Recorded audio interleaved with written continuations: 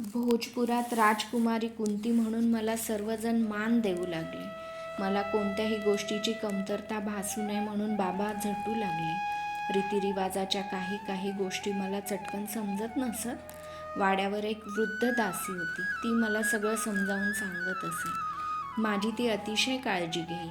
एका नव्या जीवनाला मला सुरुवात करावी लागली. इथं पाठीवरून मायेनं फिरणारा आईचा हात नव्हता, तरीही मोठ्या निर्धारानं आणि चिकाटीनं मी सर्व शिकत होते. मध्येच कधीतरी एकदम ओरडणाऱ्या टिटवीसारखी मथुरेची आठवण होई. मोठ्या कष्टानं मी ती दाबून टाके. दिवसेंदिवस मी जास्त समजूतदार होत चालले. अशा अवस्थेतच तिथं माझी 2 वर्ष गेली. राजवाड्याची आता मला सवय झाली. एक वेगळं आकर्षण भोजपुराविषयी वाटू लागलं. त्या वृद्ध दासीबरोबर मी कधी कधी नदी किनाऱ्यावर जाई. एकदा मी तिला विचारलं, या नदीचं अश्वनदी असं विचित्र नाव का? की ही घोड्याच्या गतीनं धावते म्हणून हे नाव आहे? नाही राजकुमारी, तसं नाही. पण या भोजपुरामधले घोडे या नदीशिवाय कुठलंच दुसरीकडचं पाणी पीत नाहीत आणि म्हणून हिला अश्वनदी म्हणतात. ती वृद्ध दासी हुशार होती. तिचं नाव होतं धात्री. व्यवसायावरून ती धात्री होती, पण त्यामुळंच तिचं नाव धात्री पडलं होतं. सगळ्या बारीक सारीक गोष्टींचं तिला ज्ञान होतं. कोणत्याही व्याधीवर कोणती औषधी वनस्पती चालते येथपासून पूर्वेकडच्या निषादांच्या राज्यात राक्षस टोळ्यांची कशी बंडाळी चालते तेथपर्यंत ती मला नेहमी काहीतरी सांगत असे. एकदा मी तिला विचारलं, अशा या निषादांच्या शेजारी आपण राहतो, आपणाला त्यांच्यापासून केव्हाही त्रास होणारच. या राजवाड्यावर अशा वेळी राजस्त्रियांच्या संरक्षणासाठी काय सोय आहे? इकडे तिकडे पाहत ती हळूच म्हणाली, आहे तशी सोय, पण ती फक्त मला व महाराजांना माहीत आहे. कोणती सोय आहे? मी कुतूहलानं विचारलं. चला माझ्याबरोबर, दाखविते तुम्हाला. मी तिच्याबरोबर राजवाड्याच्या एका दालनात गेले. इकडे तिकडे पाहून तिनं कोणी नाही याची खात्री करून घेतली आणि कोपऱ्यातील एक दगडी खुंटाळी उजवीकडे फिरवली. त्या कोपऱ्यातील एक 3 हात उंचीचा भाग दूर झाला. आतून धूसर प्रकाशाचे किरण बाहेर पडले. ते एक भुयार होतं. कुठं जातं हे भुयार? मी आश्चर्यानं विचारलं. अश्वनदीवर, तिनं उत्तर दिलं. मी त्या भुयारात डोकावून पाहिलं. इतक्यात आत एक पाकोळी चिरका आवाज काढीत फडफडली. बाहेर जाण्यासाठी ती धडपडत होती, पण तिला मार्ग सापडत नव्हता. भुयाराच्या भिंतीवर आपले पंख फडफडवीत 3-4 वेळा ती थडाथड आपटली आणि शेवटी वर प्रकाशासाठी ठेवलेल्या छिद्रातून निघून गेली. तिची ती धडपड पाहून जीवन म्हणजे विश्वाच्या भयान भुयारातून बाहेर पडण्यासाठी धडपडणारं पाखरू आहे, असा एक विचित्र विचार माझ्या मनात येऊन गेला. झटकन मी ती दगडी खुंटाळी डावीकडे फिरवली. तो भाग होता तसा बंद झाला. भुयार अदृश्य झालं. माझं मन स्थिरावलं. मी धात्री आणि बाबा असेच एकदा महालात बोलत बसलो होतो. इतक्यात एक दूत सैनिक धापा टाकत महालात आला. श्वास कसा तरी रोकत तो म्हणाला, महाराज, पूर्वेकडून निषादांचं सैन्य वाटचाल करीत आहे. आपल्या भोजपुरावर ते चालून येत आहे. काय म्हणतोस? असाच जा आणि सेनापतींना रणभेरी आणि शंख फुकायला सांग. चर्मनवतीच्या किनाऱ्यापलीकडे त्यांना रोखलं पाहिजे. या भोजपुरात कुंती भोज आहे तोपर्यंत हे राज्य स्वतंत्रच राहील. जा. बाबा झटकन उठले आणि शस्त्रगाराकडे निघून गेले. त्यांच्या चालीत सिंहाची ऐट होती. शरीरात भोजकुलाचं अशरण रक्त होतं. क्षणार्धात योद्ध्याचा वेश चढवून ते परत आले. नगरात सगळीकडे शंख, दुदुंबी आणि रणभेरी घुमू लागल्या. बाबांची चर्या एका वेगळ्याच तेजानं चमकू लागली. भोजपुराचं सैन्य तयार झालं. सगळीकडे भोजांच्या राजांचा जय जयकार घुमू लागला. शूर सैनिक स्वातंत्र्यासाठी मरायला तयार झाले. मी धात्रीला पंचारती तयार करायला सांगितलं. युद्धावर जाण्यापूर्वी राजाला ओवाळायचं असतं. धात्री आरती घेऊन आली, पण त्यापूर्वीच बाबा बाहेर पडले. राजवाड्याच्या द्वारातून मी म्हणाले, बाबा थांबा, मी ओवाळते. ते मागं न फिरता म्हणाले, क्षत्रिय तोंड फिरवल्यानंतर मागं कधीच वळून बघत नसतात मुली. विजयी होऊन आलेल्या पित्याला ओवाळ. तोपर्यंत पंचारती देवाऱ्यातल्या कुलदेवतेपुढे तशीच तेवत ठेव. त्यांनी गरुड चिन्हांकित राजध्वज हाती घेतला. पुढचं पाऊल पुढंच टाकीत ते महाद्वारात गेले आणि रथात बसून क्षणार्धात दिसेनासे झाले. चोहोकडे महाराज कुंतीभोजांचा विजय असो अशा घोषणा घुमू लागल्या. भोजांचं सैन्य निषादांच्या निपात करण्यासाठी पेटल्या मनानं धावू लागलं. धुळीचा एक लोळ दूरवर उठत होता. अश्वनदीच्या पात्राच्या दिशेनं तो थोड्या कालानं विरून गेला. रोज वेगवेगळ्या वार्ता कानावर पडत होत्या. चर्मवंती नदीच्या पुढं 2 सैन्यांची गाठ पडली होती. कधी निषादांची सरशी होत होती तर कधी आमची सरशी होत होती. असं समजताच निषादांचं सैन्य क्षणात जवळच्या घनदाट अरण्याचा आश्रय घेत होतं. पण भोजपुराच्या चिवट सैन्यापुढे त्यांचं काही चाललं नाही. 10 दिवस त्यांनी वाट पाहिली आणि परत ते विंध्य पर्वतावरच्या दिशेनं आले तसे माघारी निघून गेले. बाबा यशस्वी झाले. एक दूत वार्ता घेऊन आला. निषादांना पिटाळून महाराज कुंतीभोज परत येत आहेत. सगळं नगर उत्साहानं भरून गेलं. आपल्या शूर राजाचं प्रेमपूर्ण स्वागत करण्यासाठी नगरजन उत्सुक झाले. स्त्रियांनी अंगणात सडे शिंपडले. गुढ्या तोरणं उभारण्यात आली. आक्रमणांना पिटाळणाऱ्या कोणत्या वीर राजाच्या जनतेला अभिमान वाटणार नाही? अशा राजाचं कोण स्वागत करणार नाही? कोण त्याच्या सुवर्णपुष्पांचा वर्षाव करणार नाही? 15 दिवसांनी बाबा विजयी होऊन परत येत होते. 15 दिवस कुलदेवतेसमोर इंगुतीचं तेल घालून तेवत ठेवलेली पंचारती हातात घेऊन मी राजवाड्याच्या महाद्वारात उभी राहिले. नगराच्या सीमेवरून नगाऱ्याचा आवाज येत होता. नगरजन घोषणा देत होते. फुलं उधळीत होते. शेवटी आमचं विजयी सैन्य राजवाड्याजवळ आलं. सैन्याच्या आघाडीवर एका हत्तीच्या अंबारीत बाबा बसले होते. माहुतानं हत्ती खाली बसविला. बाबा महाद्वारात उभे राहिले. त्यांच्या विजयी डोळ्यातून आनंदाच्या ज्योती बाहेर पडत होत्या. मान ताठ होती. महाद्वारात मी त्यांना ओवाळलं. त्यांनी पाठीवरच्या बाणांच्या भात्यातून एक बाण सरकन खेचून हातात घेतला. त्याचं धारदार टोक आपल्या उजव्या अंगठ्याला टोचलं. त्याच्या भरगच्च अंगठ्यावर रक्ताचा एक थेंब उभा राहिला. त्याचा टिळा माझ्या मस्तकाला लावीत ते म्हणाले, वीरांनी विजयाच्या धुंदीत जगावं आणि वीर कन्यांनी शिलासाठी मरावं. अमृताचे बोल होते ते.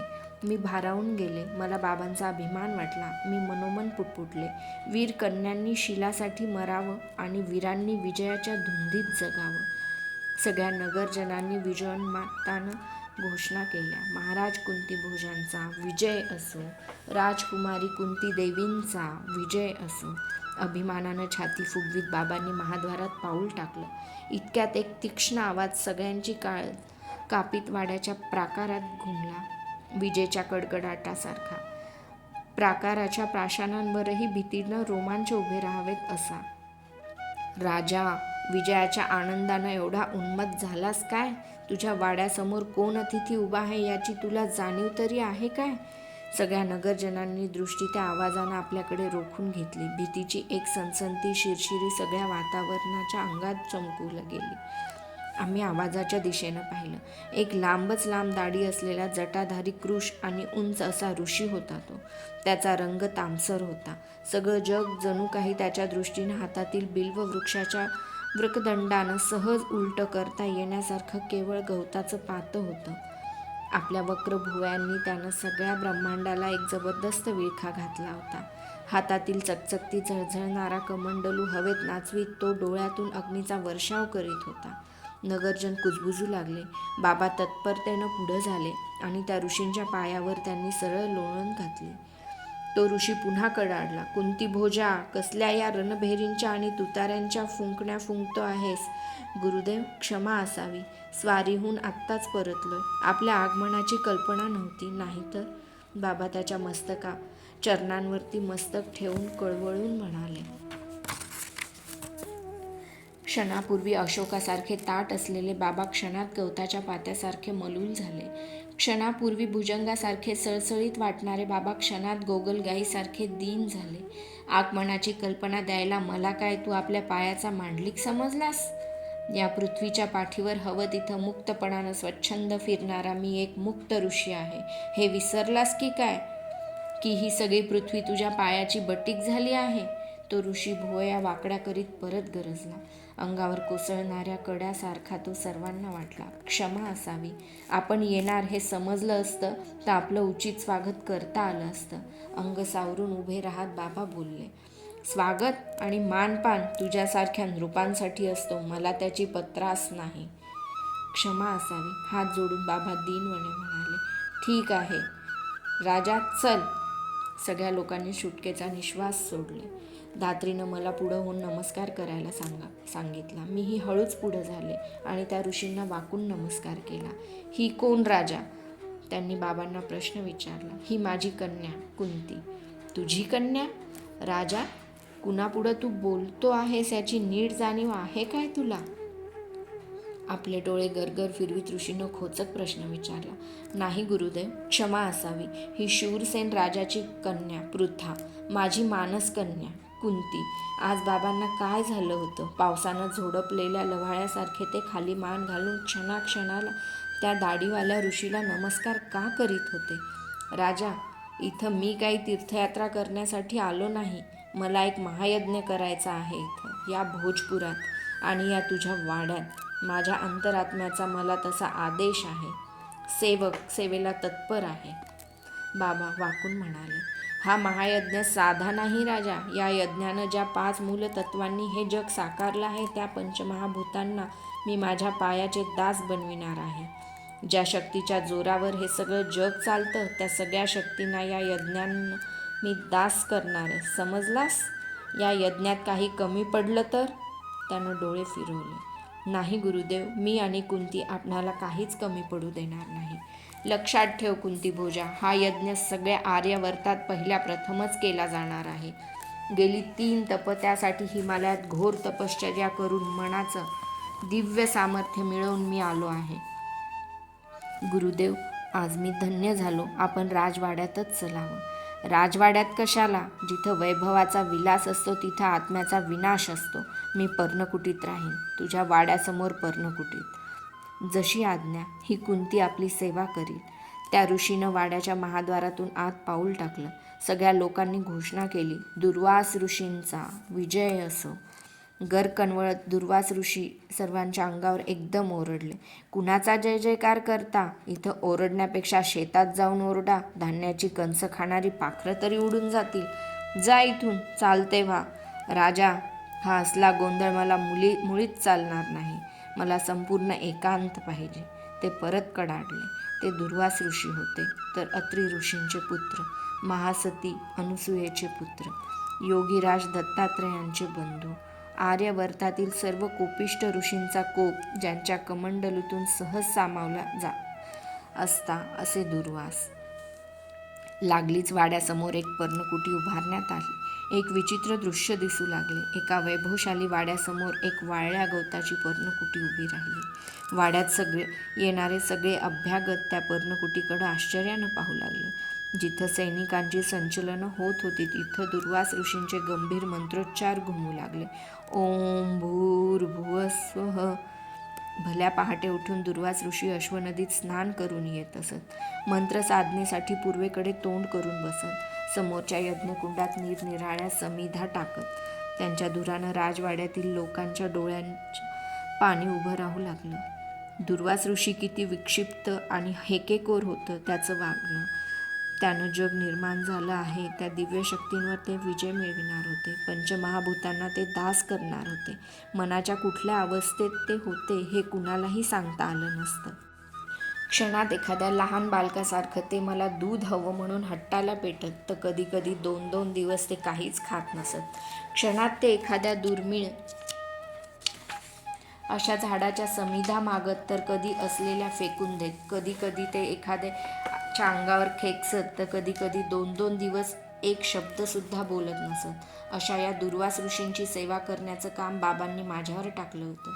त्यांनी मला अशी समज दिली होती की दुर्वास ऋषी कितीही चिडले तरी तू त्यांना उलट बोलू नकोस, मुखावर कंटाळा दिसू देऊ नकोस, त्यांच्या सेवेत काहीच कमी पडू देऊ नकोस. कधी कधी ऋषींचं वागणं असह्य होई.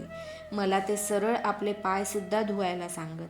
त्यांच्या हाताखाली इतके आणि असे काम पडे की शरीर थके, मन कोमेजे, पण बाबांच्या समाधानासाठी मी तेही करीत असे. धुतलेले पाय पुन्हा धुवावे लागत. पुन्हा वर आरडाओरडा निराळाच. ती सगळी पर्णकुटी जाळून उद्ध्वस्त करून आपण सरळ मथुरेला निघून जावं असं मला वाटे. या विक्षिप्त माणसाच्या सहवासात जास्त दिवस राहिले तर मला वेड लागेल की काय, अशी मला भीती वाटू लागली. 1 नाही 2 नाही, चांगले 10 महिने मी हे विचित्रपणाचं सगळं वागणं सहन केलं. रोज रात्री मी अर्धवट झोपेतून उठून बसत असे, कारण पहाटे दुर्वासांची पूजनाची तयारी करावी लागे. अर्धवट झोपेमुळे माझे डोळे लाल दिसू लागले. मी कृश होत चालले. माझी ती अवस्था बघून धात्री दुर्वासांच्या नावानं बोटं मोडू लागली. शेवटी दुर्वास ऋषी पर्णकुटीच्या बाहेर पडेनासे झाले. शेवटचे 2 महिने तर पूर्णतः अबोल होते. नुसतं दूध आणि फळ हाच त्यांचा आहार असे. रात्री न झोपता ते एकसारखे रात्रभर मंत्र पुटपुटू लागले. मला त्यांच्या त्या जागरणाची भीती वाटू लागली. हा ऋषी त्या शक्तींवर विजय मिळविण्याऐवजी या शक्तींमध्येच मिसळून जाणार की काय? काय निघणार आहे या यज्ञातून? काय करणार आहेत हे दुर्वास त्या तेजांना दास करून? मानवाला ते तेज कधी झेपेल काय? असंख्य प्रश्नांनी माझं मन दिवसभर अस्वस्थ असे. कुणीकडे जरा इकडे तिकडे जावं म्हटलं तरी ते अशक्य असे, कारण ते पर्णकुटीतून केव्हा हाक मारतील याचा नेम नसे. कधी काय मागतील ते सांगता येत नसे. एका पौर्णिमेच्या दिवशी मी असाच विचार करीत झोपी गेले. त्या दिवशी मला गाढ झोप लागली होती. पहाटे जागी झाले ते एका मोठ्या आवाजानंच. पर्णकुटीतून दुर्वास ऋषी एकसारखे ओरडत होते. नुसतं दूध पिऊन आणि फळं खाऊनही त्यांचा आवाज विजेच्या कडकडाटालाही लाजवील असा कणखर होता. आनंदानं ते आरोळ्या मारित होते. कुंती भोजा. मी गडबडीनं उठले आणि आत गेले. त्यांनी आपले डोळे उघडले. त्यांच्या डोळ्यांकडे बघणं मला शक्य होत नव्हतं. अतिशय दीप्तिमान तेजाचे ते 2 डोळे होते. मला बघताच एक अस्पष्टशी स्मिताची लकीर त्यांच्या मुखावरून चमकली. घनगंभीर आवाजात ते म्हणाले, कुंती, माझी सेवा केल्याचं फळ आज तुला मिळेल. सगळं जग यापुढं तुला वीरांची जननी म्हणून ओळखेल. ये बस. मी तशीच उभी राहिले. ते गरजले, बस.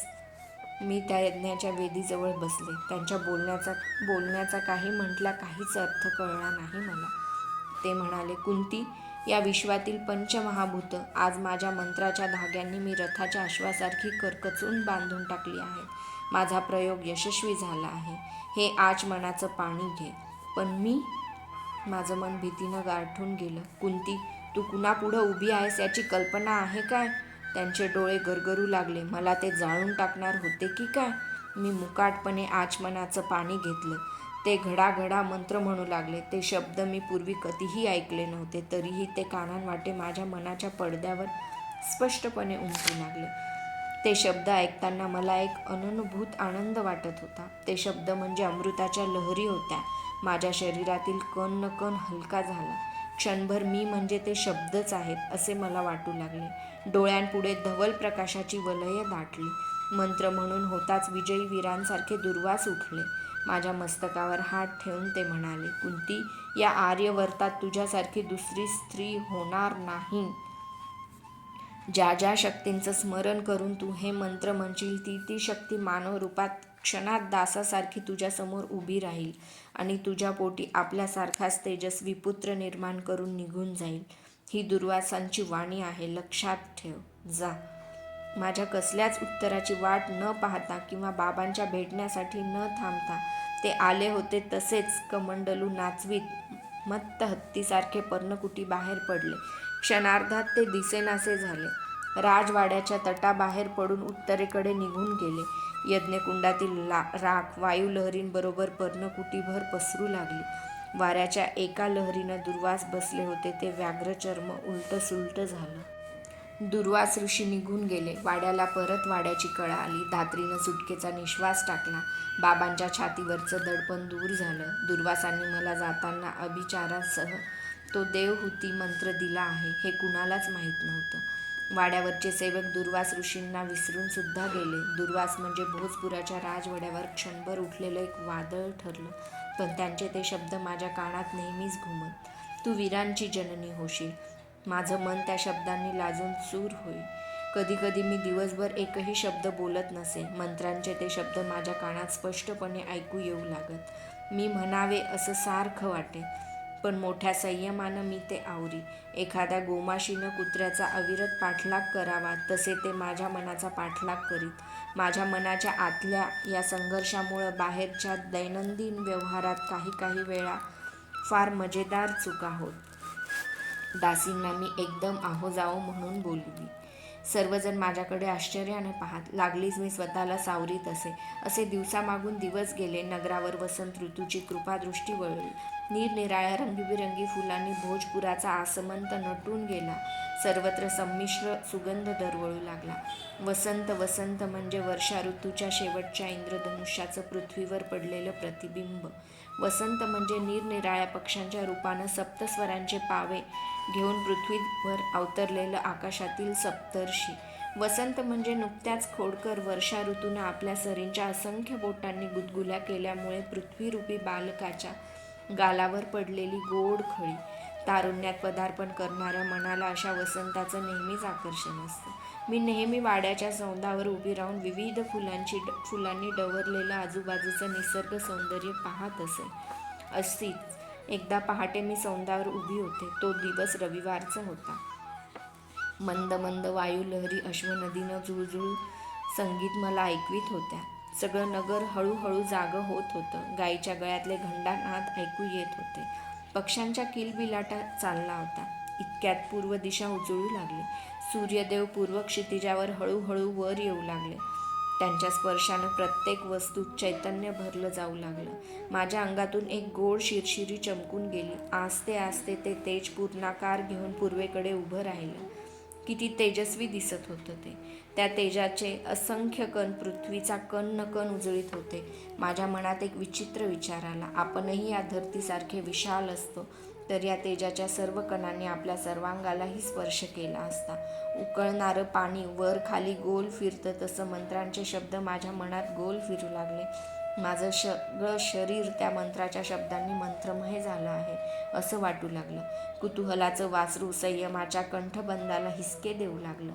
या मंत्रापासून काय होणार आहे? त्या देवाचं मी आता चिंतन केलं तर ते इथं येतील काय? कसं शक्य आहे ते? बघू या मंत्रात काय सामर्थ्य आहे ते. दुर्वास ऋषी साधना म्हणत तिचं सामर्थ्य तरी पाहूया. मी डोळे मिटले. क्षणभर त्या तेजस्वी शक्तीचं स्मरण केलं. हात जोडून मी भराभरा मंत्रोच्चार करू लागले. ओम हिरण्येय पात्रेण. त्या एका शब्दाबरोबर माझं शरीर हलकं होत होतं. मनाची जाणीव नाहीशी होत चालली. मंत्राचे शब्द एकापेक्षा एक असे वरचढ आवाजात माझ्याकडून म्हटले जाऊ लागले. शरीराची जाणीव नष्ट होऊ लागली.